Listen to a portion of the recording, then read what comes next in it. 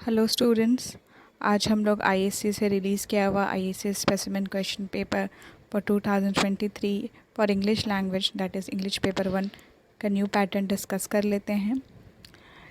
Full marks इसका है 80, time allotted 3 hours and 15 minutes only for reading. इसमें आप लिख नहीं सकते हैं। क्वेश्चन डिवाइडेड होगा 4 सेक्शन में, दैट इज़ 4 क्वेश्चंस, और मार्क्स सारा ब्रैकेट्स में लिखा है। यहाँ पे काउंसिल ने गाइडलाइन दे दिया है कि आपको ये स्पेसिफिक टाइम स्पेंड करना है हर क्वेश्चन पे, जिससे आप लोग अपना पेपर टाइमली कंप्लीट कर पाएंगे।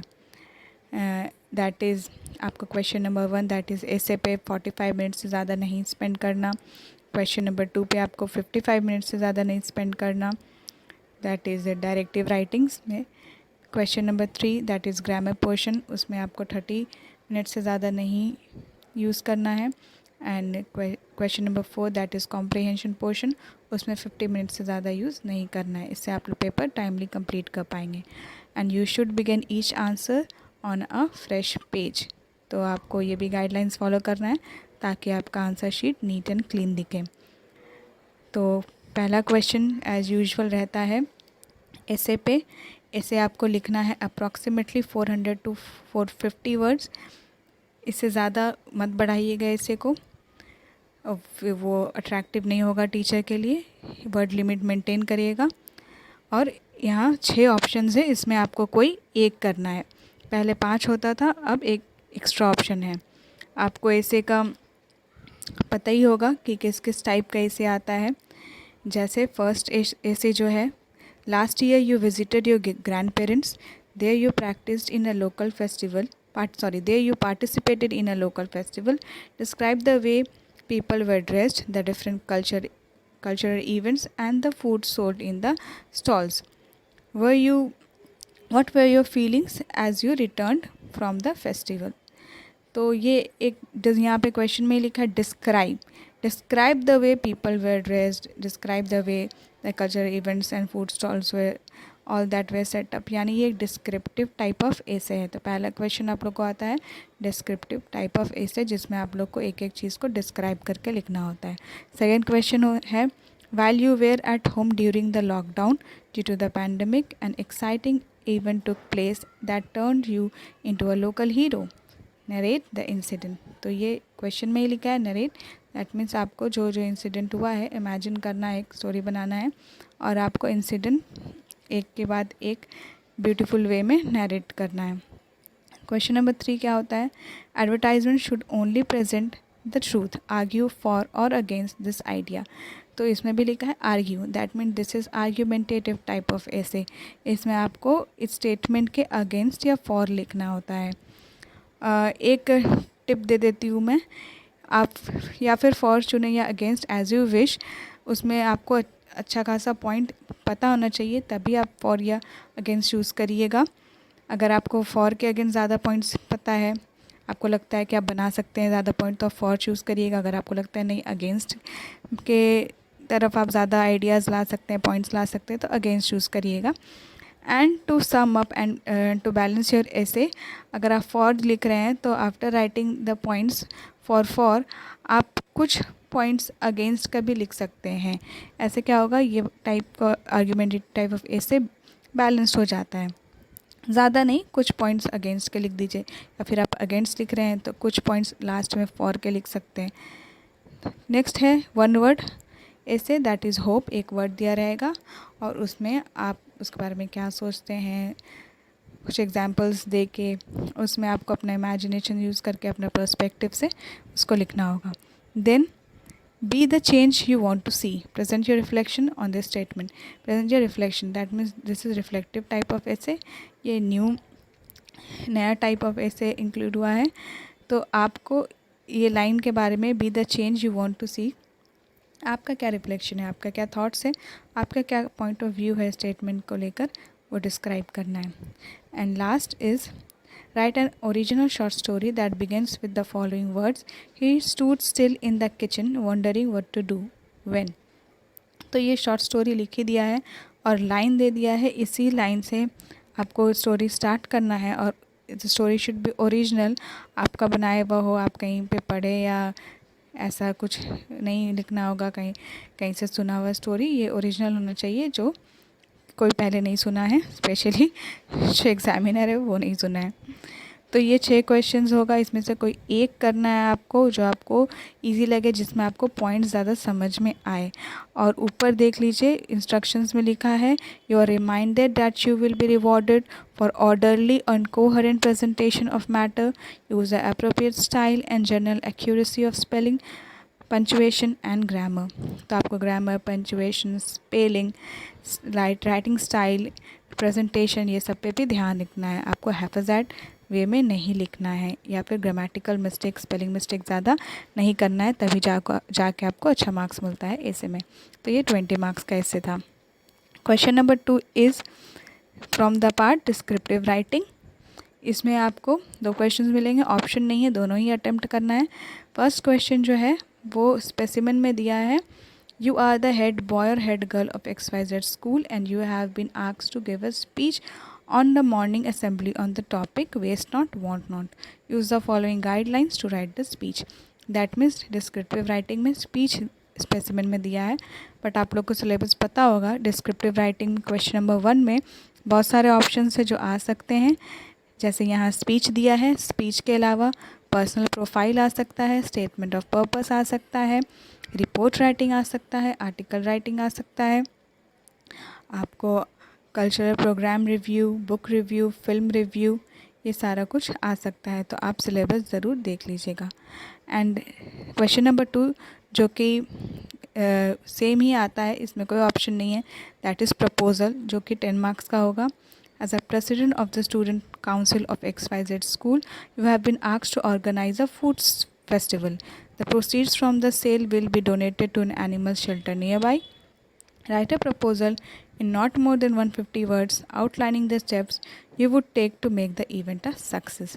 तो proposal writing कंपलसरी है, ये आता ही है, और इसका एक फॉर्मेट होता है जो आपको फॉलो करना होता है लिखते वक्त।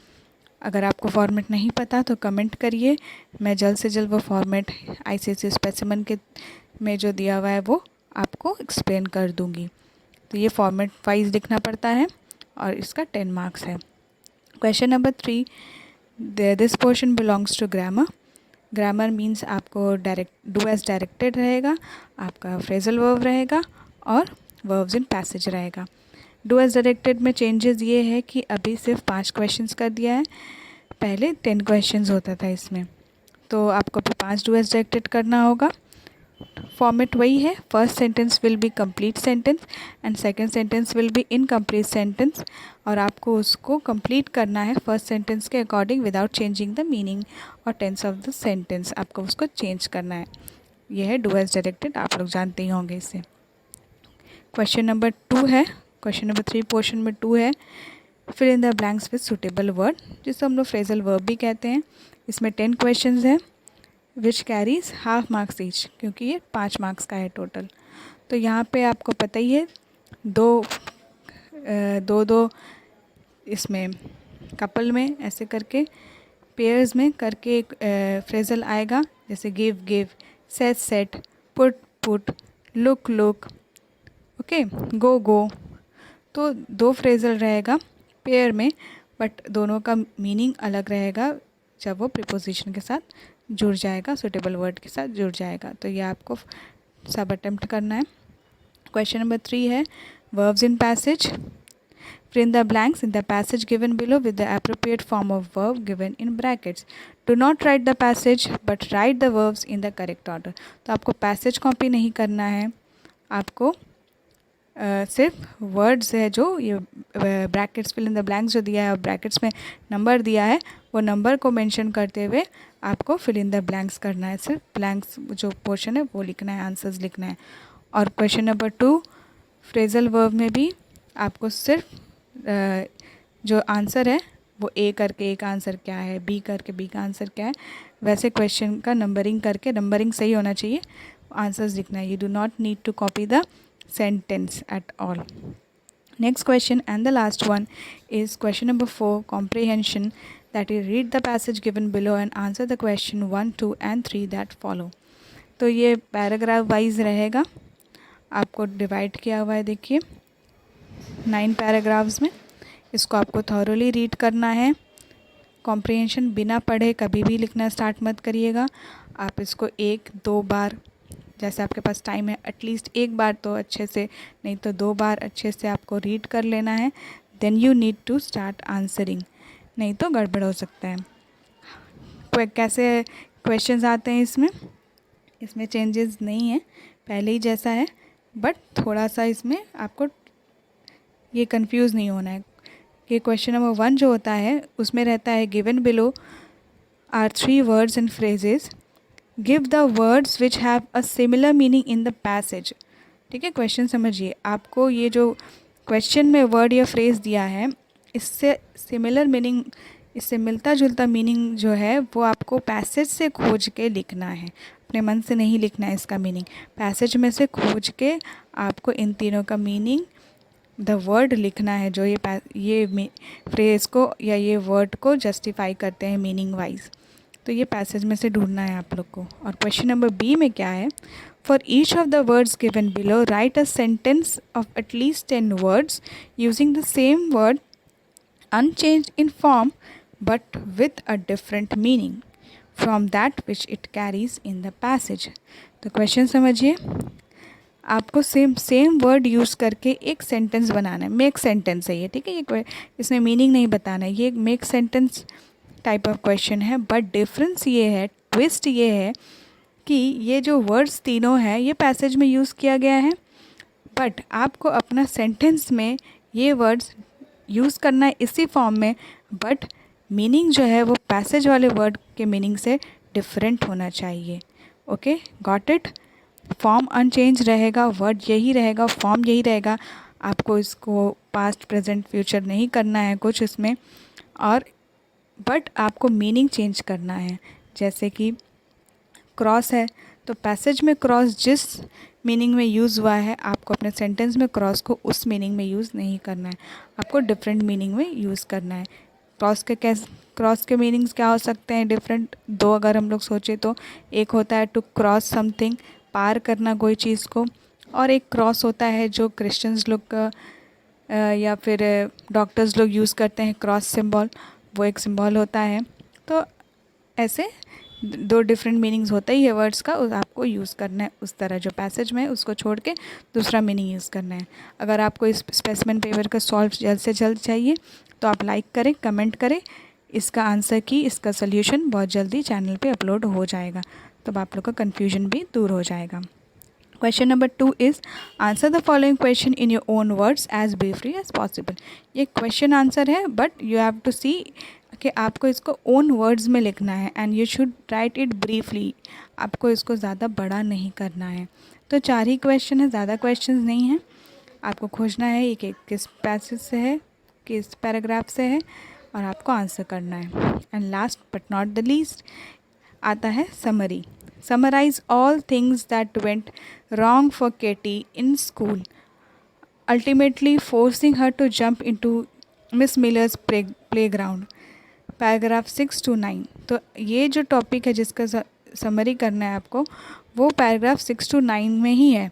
ठीक है, आपको पूरा कॉम्प्रिहेंशन का, पूरा पैसेज का समरी नहीं करना है, आपको सिर्फ पैराग्राफ 6 to 9 का समरी करना है।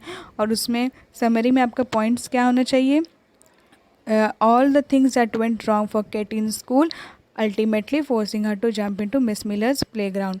इसी टॉपिक पे लेके, इसी पॉइंट को लेके आपको समरी बनाना है, आपको कुछ इधर उधर से नहीं लिखना है। 6 to 9 में पैराग्राफ्स में आपको ये मिल जाएगा।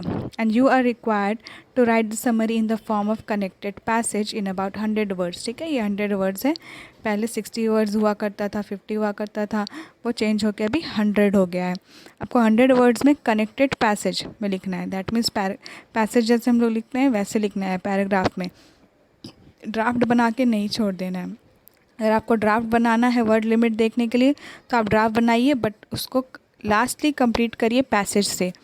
Failure to keep within the word limit will be penalized. तो आप अगर 100 वर्ड्स को छोड़ो, 110 लिख देने से क्या होता है, या 90 लिख दूँ या 95 लिख दूँ, तो वैसे नहीं करना है। एक्जैक्टली 100 वर्ड्स में ही लिखना है, नहीं तो मार्क्स कटेगा। और कनेक्टेड पैसेज में लिखना है। ये 6 मार्क्स का है टोटल। तो लैंग्वेज पेपर में ज़्यादा कुछ चेंजेस नहीं था। आई होप आप लोग को वीडियो समझ में आया होगा। पसंद आया तो लाइक करिए, चैनल सब्सक्राइब करिए। Thank you friends.